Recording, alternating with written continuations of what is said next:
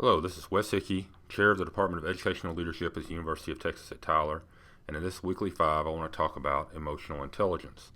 And emotional intelligence began to kind of make a name for itself back in a Stanford study years ago in which they had young kids in which they put a marshmallow in front of them and told them that they could have that marshmallow right now. But if they could wait until the researcher came back from out of the room, they could have two marshmallows. And what they found is that some kids ate the marshmallow immediately.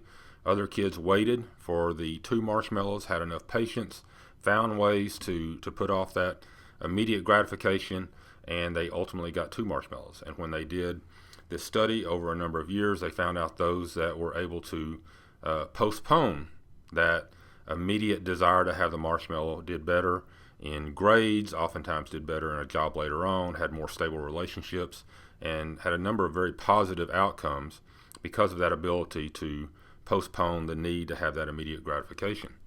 And so this became thought of as emotional intelligence.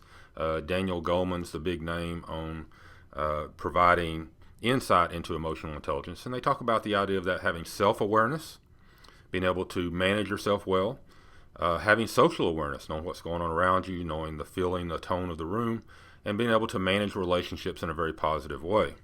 And so there are a number of things that they talk about that people of high emotional intelligence have. You know, they can be assertive, ambitious, decisive.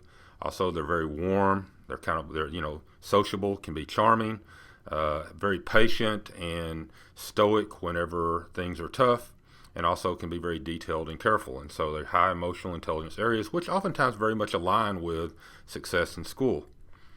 But the thing is, can it be taught? Can we teach our kids how to have higher emotional intelligence? Because certainly it's going to be something that's going to be beneficial for them from here on out. And really and truly, there's no easy way to do this, but most individuals state that you can do some things, and it's a process. It takes time to be able to do it, and really and truly it needs to start when the kids are young.